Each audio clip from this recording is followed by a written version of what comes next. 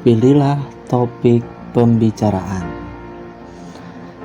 Saudara sekalian, keterampilan di atas juga harus diikuti dengan keterampilan dalam memilih teknik berbicara dan topik pembicaraan yang dilontarkan kepada orang lain. Kalau Anda duduk dengan seseorang, maka lontarkanlah topik pembicaraan yang sesuai dengannya. Ini adalah bagian dari karakter manusia. Topik pembicaraan yang Anda lontarkan kepada anak muda berbeda dengan topik pembicaraan dengan orang tua. Anda sepakat? Topik pembicaraan dengan orang intelek berbeda dengan topik pembicaraan dengan orang awam. Dan berbicara dengan istri berbeda dengan berbicara dengan adik perempuan Anda. Topik pembicaraan yang Anda lontarkan kepada anak muda berbeda dengan topik pembicaraan dengan orang tua. Tetapi bukan berarti semuanya berbeda. Di mana kisah yang Anda ceritakan kepada adik perempuan Anda tidak boleh diceritakan kepada istri Anda.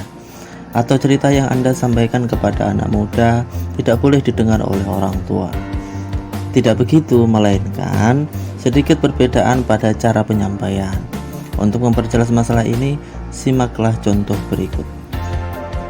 Kalau Anda duduk bersama para tamu yang lanjut usia, katakanlah di atas 80 tahun, yang datang untuk mengunjungi kakek Anda, apakah tepat bila Anda bercerita sambil tertawa-tawa tentang kisah kepergian Anda bersama teman-teman Anda ke kafe? Atau tentang permainan bola yang berhasil mencetak gol dalam pertandingan sepak bola? Atau tentang bagaimana proses terjadinya gol dikontrol dan kepala kemudian disontek dengan lutut? Tentu hal ini sangat tidak tepat. Begitu juga ketika Anda berbicara dengan anak-anak kecil. Adalah tidak tepat bila Anda bercerita tentang pergaulan suami istri. Saya kira kita semua sepakat tentang hal itu. Jadi, salah satu cara menarik simpati orang lain adalah memilih topik pembicaraan yang mereka sukai dan memancing mereka untuk membicarakannya. Misalnya ketika Anda bertemu dengan seorang ayah yang mempunyai anak berprestasi. Adalah tepat bila Anda menanyakan kepada orang tersebut karena sudah barang tentu dia akan merasa bangga dan selalu senang membicarakannya. Atau seseorang yang membuka toko dan sukses meraup keuntungan yang besar. Adalah tepat bila Anda menanyakan tentang tokonya, bagaimana usahanya dalam menarik masyarakat untuk berbelanja di sana, dan hal lain. Karena hal itu akan membuatnya gembira dan pada akhirnya dia akan menyukai Anda dan senang berbincang dengan Anda. Saudara-saudara sekalian, secara alamiah manusia memiliki pendapat yang sama tentang hal-hal yang disukai oleh semua orang, dan mereka juga memiliki pendapat yang sama tentang hal-hal yang tidak disukai oleh semua orang. Tapi mereka berbeda pendapat tentang hal-hal yang disukai oleh sebagian orang dan tidak disukai oleh sebagian lainnya. Semua orang suka melihat senyuman dan tidak suka melihat muka yang masam dan cemberut. Tapi di sisi lain ada orang suka ceria dan bercanda, dan ada orang yang enggan melakukannya. Ada orang yang suka dikunjungi orang lain dan suka mengundang mereka. Dan ada pula orang yang suka menyendiri atau introvert. Ada orang yang suka berbicara dan banyak omong, dan ada pula orang yang benci hal itu.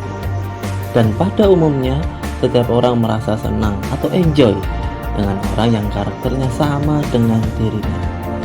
Jadi, mengapa Anda tidak menyesuaikan diri dengan karakter orang lain ketika berkumpul dengan mereka? Dan mengapa Anda tidak memperlakukan setiap orang dengan cara yang sesuai dengannya, supaya ia merasa senang dengan Anda? Kalau seorang anak mengerti bahwa ayahnya lebih suka diam dan tidak suka banyak omong, maka hendaklah ia memperlakukan ayahnya dengan cara demikian, supaya si ayah menyukainya dan merasa nyaman di dekatnya. Kalau seorang istri mengetahui bahwa suaminya suka bercanda, maka hendaklah ia bercanda dengannya. Sebaliknya, kalau ia mengetahui bahwa suaminya tidak menyukai hal itu, maka hendaklah ia menghindarinya. Kiat semacam itu juga berlaku ketika seseorang bergaul dengan teman, tetangga, atau saudarinya. Jangan pernah menganggap bahwa manusia memiliki karakter yang sama, karena mereka memiliki aneka karakter yang tidak terhingga ragamnya. Saya teringat seorang nenek tua yang solehah. Dia adalah ibu kandung teman saya. Dia banyak memuji salah satu anaknya. Dia merasa senang bila dikunjungi oleh anaknya tersebut atau berbincang-bincang dengannya. Padahal anak-anaknya yang lain juga baik dan berbakti kepadanya. Akan tetapi hatinya merasa antusias kepada salah satu dari anaknya tersebut. Dan kebetulan anaknya tersebut adalah teman dekat saya. Ketika itu saya mencoba mencari tahu tentang rahasia yang ada di balik semua itu. Sampai suatu hari saya berbincang-bincang dengan teman saya itu dan menanyakan masalah tersebut. Dia mengatakan kepada saya, masalahnya saudara-saudara saya tidak mengetahui karakter ibu, sehingga ibu merasa enggan berbincang dengan mereka. Lalu sambil bercanda saya bertanya, apakah sampean yang mulia ini sudah mengetahui karakternya? Teman saya tertawa dan menjawab, ya, saya akan memberitahukan rahasia itu kepada Anda. Ibu saya sama seperti nenek-nenek lainnya. Dia suka berbincang tentang wanita-wanita yang dikenalnya. Bagaimana kabarnya? Siapa yang menikah? Siapa yang bercerai? Berapa jumlah anak si Anu? Siapa yang tertua? Kapan si Anu menikah? Siapa nama anak pertamanya? Dan topik-topik lainnya yang saya anggap tidak penting. Akan tetapi dia merasa bahagia ketika mengulang-ulang pembicaraan itu, dan dia merasa betapa berharganya informasi yang ia ingat, karena kita tidak bisa membacanya di buku, mendengarnya di kaset, atau bahkan tidak ada di internet. Ketika saya menanyakan hal itu kepada ibu saya, ternyata dia merasa bahwa dirinya bisa memberikan sesuatu yang tidak dimiliki oleh generasi terdahulu, sehingga dia merasa senang dan lega kalau saya duduk dengannya. Saya selalu memancingnya untuk berbicara tentang topik-topik tersebut sehingga dia merasa bahagia. Dan waktu pun berlalu sementara dia terus berbicara. Sedangkan saudara-saudara saya tidak tahan mendengarkan cerita-cerita semacam itu.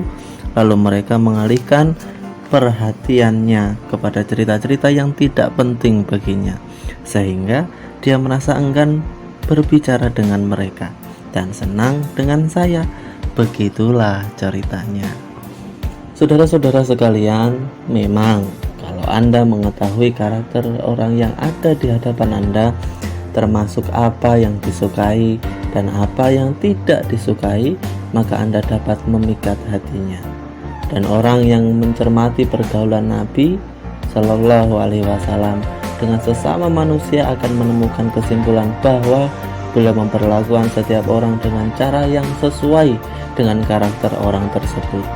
Beliau memperlakukan istri-istrinya dengan cara yang sesuai dengan karakter mereka masing-masing.